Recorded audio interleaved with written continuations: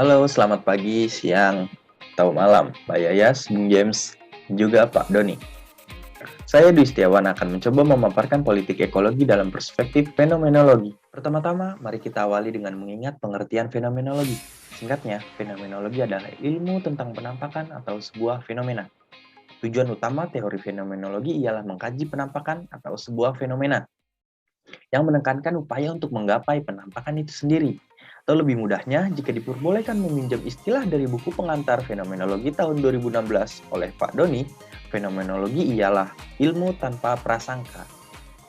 Objek kajian atas ilmu ini tentu beragam, khususnya politik. Akhir-akhir ini isu tentang iklim atau fenomena perubahan lingkungan alam sekitar mulai mencuat di samping kebijakan politik. Problem ekologi ini dapat kita reduksi judulnya menjadi pengaruh politik terhadap kondisi lingkungan alam sekitar. Kemudian, sebenarnya bagaimana ilmu fenomenologi mengkaji politik ekologi? Dengan itu, mari kita coba mulai mengulas pendekatan salah satu filsuf fenomenologi yang membahas politik secara fenomenologi, yaitu Hannah Arendt. Dan kemudian, fenomenologi politik kita kaji kepada politik ekologi. Hannah Arendt membahas politik pentalakan cara fenomenologi. Hannah Arendt menelisik politik melalui penelusuran manusia sebagai makhluk politik, atau secara sederhana, ia memfenomenologikan manusia sebagai wujud politik. Hasilnya, Arendt memerhatikan kegiatan manusia dengan apa adanya yang kemudian dihasilkan bahwa manusia dengan kemanusiaannya pasti memiliki kegiatan dasariah. Pertama, kegiatan dasariah ranah teori atau bios theoretikos, yaitu melalui vita contemplativa. Yang kedua, kegiatan ranah praktik atau bios politikos melalui vita activa. Jadi jelasnya manusia berteori melalui vita contemplativa, kemudian manusia melakukan kerja praktik melalui vita activa. Selanjutnya, Hannah Arendt mereduksi lagi kegiatan dasar tersebut ke 3 jenis. Pertama, berpikir, thinking, yang berarti aktivitas refleksi manusia dalam dirinya sebelum kemudian mengenal luar dirinya. Kedua, berkehendak, willing, yang berarti sebuah percakapan sunyi dengan diri sendiri. Kehendak ini menjadi sarana manusia untuk membebaskan diri dan menjadi independen. Ketiga, menilai, judging, yang memiliki arti kemampuan untuk menentukan hal-hal tertentu dengan melibatkan semua orang dan bertujuan pada ruang publik. Kemudian di dalam vita activa terdapat 3 jenis juga. Pertama, kerja, labor, merupakan pemenuhan dari sifat dasar manusia sebagai animal laborans. Diartikan manusia yang mengkonsentrasikan diri pada tubuh dan kodrat biologisnya atau istilahnya beraktivitas menggunakan tubuh keterbatasan biologisnya. Karya, work, sedangkan dalam karya, manusia berusaha mengaktualisasikan diri sebagai homo faber yang menciptakan objek untuk mempermudah hidupnya. Artinya manusia adalah entitas yang dapat menghasilkan objek, serta dengan objek ciptaan tersebut dapat membebaskan diri dari keterbatasannya sehingga dapat menguasai alam. Dan tindakan, action, merupakan bentuk aktivitas tertinggi manusia karena berdasarkan kebebasan melalui tindakan manusia menciptakan sesuatu yang baru untuk dapat mengungkapkan kebebasannya. Ya, maksudnya itu manusia bertindak begitu sebagai bentuk aktivitas tertinggi manusia yang berdasarkan kebebasan. Nah, kondisi manusia ini menjadi dasar dari pemikiran Hannah Arendt terkait manusia politik. Pertama, manusia politik harus melakukan keaktifannya menggunakan pikiran atau thinking dalam vita contemplativa. Yang kedua, ialah yang membentuk manusia politik yaitu kebebasan atau tindakan. Action dalam vita activa. Namun dikhususkan peran politik lebih besar action dalam vita activa. Selanjutnya, bagi Hannah Arendt terdapat konsep di mana politik bergumul, yaitu ruang publik. Keduanya sebenarnya saling mengadakan satu sama lain. Manusia politik tidak bisa hadir tanpa ruang publik, sebaliknya pun demikian, ruang publik tidak akan eksis jika politik tidak bergumul. Keduanya butuh eksistensi satu sama lain untuk hadir di dunia. Ruang publik memiliki 3 unsur. Pertama, artifisialitas atau kehidupan publik, yaitu kegiatan dan aktivitas politik pada ruang publik adalah unsur tidak natural namun bersifat artifisial yang dibentuk berdasarkan pada kehadiran atas tindakan dan wacana bebas. 2. Kualitas spasial atau kehidupan publik, yaitu unsur opini. Opini politik tidak dapat dibentuk dari ruang privat. Ia diuji dan dibentuk dari dan demi ruang publik dengan berkomunikasi mengemukakan pendapat pada orang lain. 3. Unsur perbedaan antara kehidupan privat dan publik, yaitu unsur perbedaan manusia dan kehidupannya sebagai bagian dari masyarakat. Keduanya berbeda, namun bagi Arendt, keduanya tidak terdistingsi secara mutlak terpisah. Perbedaan tersebut harus terdistingsikan karena pertemuan terkadang dipermasalahkan. Kegiatan kehidupan pribadi yang berbenturan dengan kebutuhan kehidupan publik membuat konflik keputusan.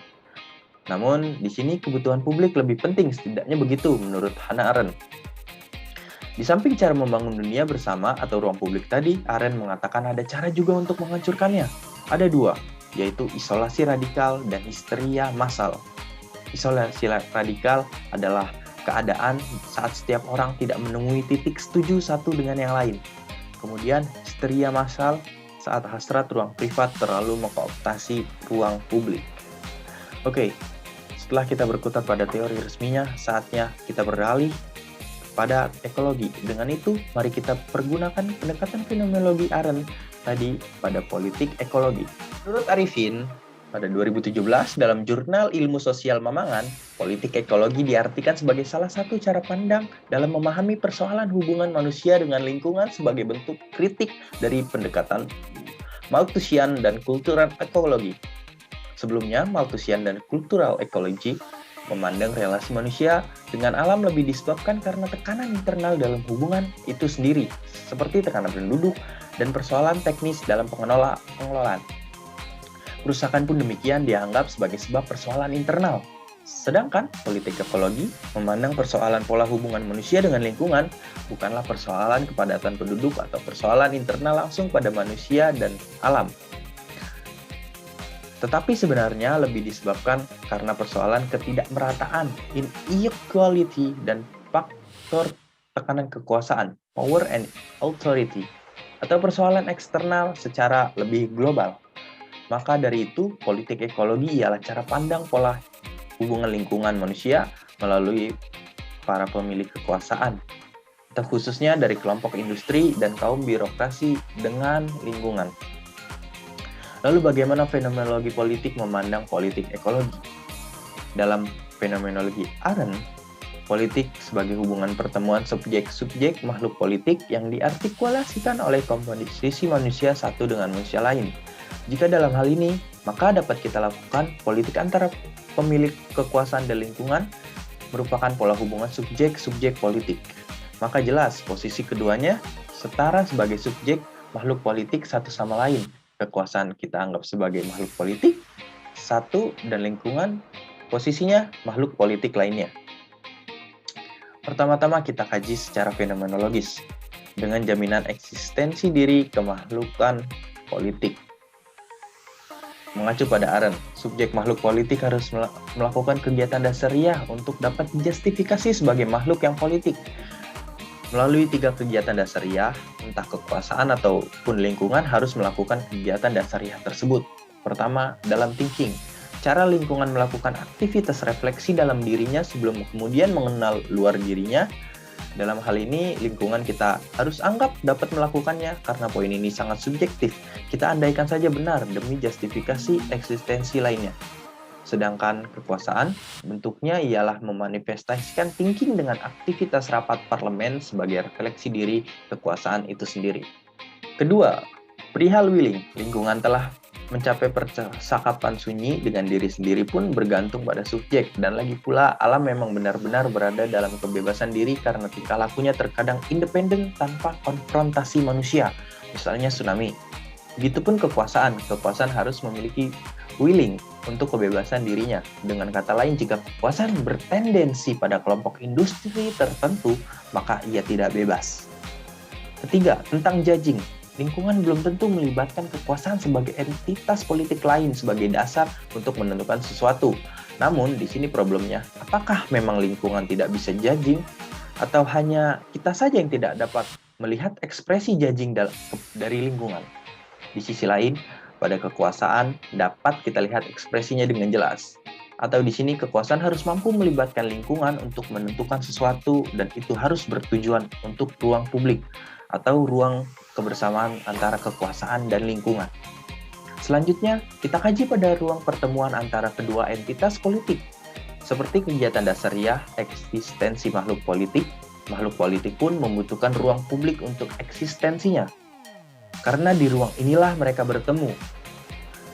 Karena itu, mengacu pada artifisialitas atau kehidupan publik, di sini lingkungan dan kekuasaan aktivitas politik pada ruang publiknya harus berdasarkan tindakan dan wacana bebas, tidak seperti bola liar yang berjalan natural begitu saja. Kemudian, dalam kausalitas spasial kehidupan publik, lingkungan dan kekuasaan harus mendapatkan kesepakatan opini yang terbentuk di ruang publik.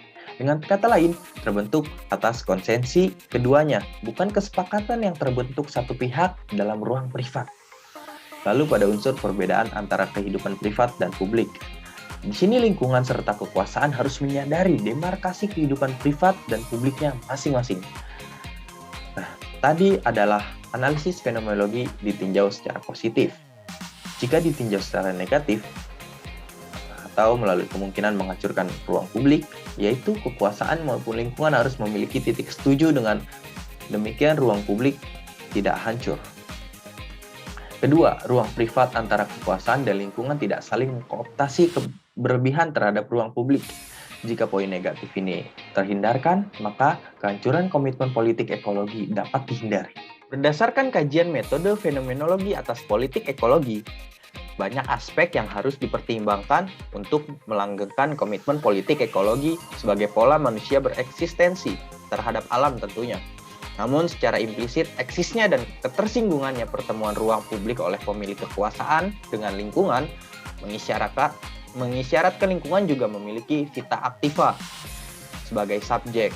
Karena tidak mungkin terciptanya ruang publik tanpa kehadiran subjek politik, maka dari itu alam dapat dijustifikasi sebagai subjek politik. Setelah kita memahami konsep bagaimana politik ekologi seharusnya berjalan, mari seksama lihat kasus gas DMA. Gas DMA atau singkatan dari dimethyl ether yang berbahan dasar batu bara sebagai rencana langkah pemerintah Indonesia mengganti sumber daya yang efisien terhadap penggunaan gas LPG sebelumnya. Namun, sebenarnya DMA sebagai bahan bakar rumah tangga sudah sejak lama ditemukan dan telah digunakan sebelumnya di negara-negara Eropa. Salah satunya Jerman. Namun, nyatanya secara faktual, Jerman saat ini menggunakan bahan bakar rumah tangga berbasis biomasa. Artinya, DMA telah ditinggalkan oleh Jerman saat ini. Lalu, mengapa pemerintah Indonesia malah gencar untuk berusaha menggunakannya? Mari kita substitusikan pemerintah Indonesia sebagai subjek politik yang memiliki pertemuan dengan alam atau sumber daya batu bara yang selaku subjek politik dalam politik ekologi. Jika ditinjau melalui aspek fenomenologis, selaku pemilik kekuasaan dan subjek politik, yaitu pemerintah Indonesia, telah baik dalam melakukan vita activa sebagai subjek sebenarnya. Pemerintah Indonesia setidaknya sudah sadar akan thinking untuk mengenal wilayahnya akan batu bara yang berlimpah. Namun, pemerintah Indonesia mungkin sekiranya tidak sadar akan willing yang ternyata mungkin saja keputusan pengelolaan batu bara DMA diselimuti kepentingan kelompok industri dan tidak berada dalam kebebasan. Kemudian pada aspek judging, pemerintah sebagai subjek politik tidak mengambil keputusan demi ruang publik bersama sumber daya batu bara karena keputusan tersebut berpotensi semakin mengeksploitasi batu bara. Ini merupakan suatu kesalahan karena mengkooptasikan ruang privat yang seharusnya bisa ditangguhkan demi ruang publik. Kemudian, jika ditinjau melalui unsur ruang publik, secara artifisialitas, keputusan pemerintah memang menciptakan ruang publik karena keputusannya merupakan hasil dari wacana. Namun, secara kualitas spasial, pemerintah gagal memutuskan opini yang berlandaskan konsensi dari ruang publik. Meski alam sumber daya batu bara yang bersangkutan tidak bisa berbicara atas konsensinya, namun pemerintah harus memiliki opini konsensi dari warga yang telah menghidupi lokasi batu bara tersebut.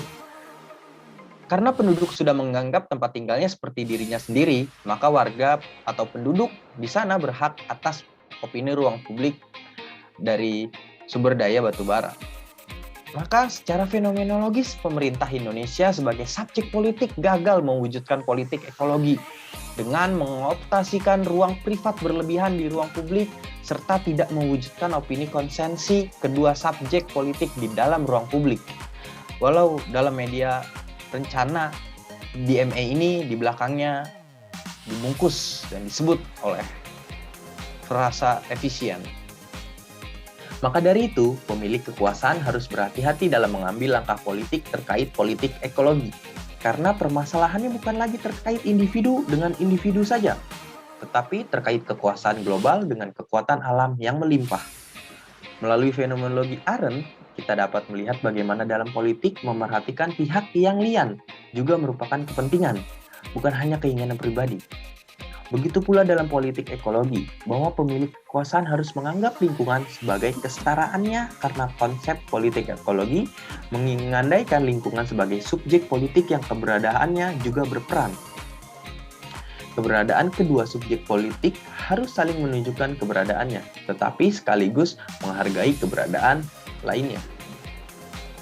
Namun, satu sisi, secara fenomenologi, lingkungan memang belum dapat eksplisit menunjukkan eksistensi vita activanya. Kendati demikian, pemilik kekuasaan tidak boleh serta-merta menjustifikasi bahwa lingkungan tidak bisa sama sekali.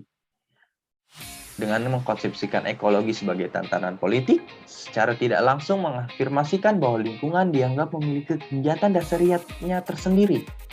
Antara pemilik kekuasaan dengan lingkungan di ruang publik, maka segera harus diformulasikan kesepakatan ficta activa agar keduanya seimbang yang kemudian karena saling mengerti aspek subjek nantinya penyesuaian opini ruang publik terjalin lebih harmonis. Dengan fenomenologi ini, setidaknya pemilik kekuasaan mampu aware dengan alam di sekitarnya. Secara keseluruhan, pertemuan manusia dengan alam sangat dimungkinkan, atau dalam hal ini pertemuan secara politis.